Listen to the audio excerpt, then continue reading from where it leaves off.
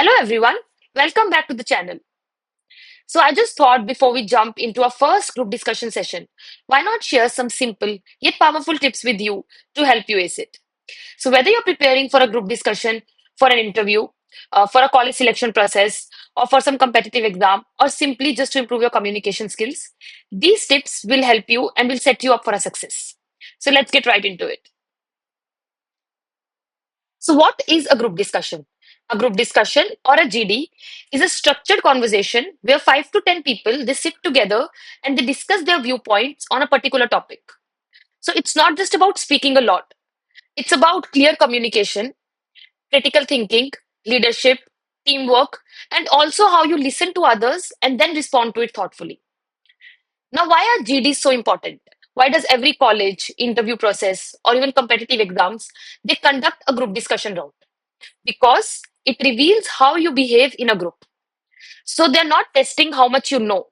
Instead, they're checking how you communicate what you know and how you guide and contribute towards a group's progress. Now, group discussion encourages participants to brainstorm their ideas, identify solution, and then collectively arrive at a decision. So, what is the flow of a group discussion? So, a group discussion typically consists of three parts: the start, the middle, and the conclusion. In the start, you can start confidently by introducing the topic and then setting the tone for the group discussion. In the middle, the room is open for discussion, and then you can put forward your arguments with examples and also counterpoint. Then there is conclusion, where you can wrap up the points, whatever has been discussed in short, and then also arrive at a common solution. Some tips to perform well in a group discussion. Number one, speak early and speak confidently.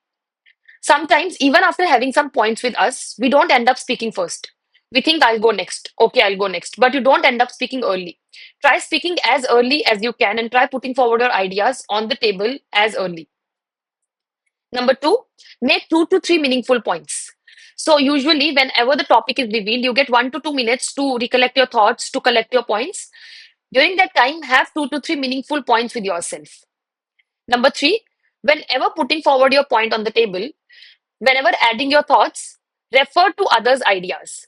So basically, that shows that you are trying to actively participate. How you can do that is use the statements like, I like to add to that.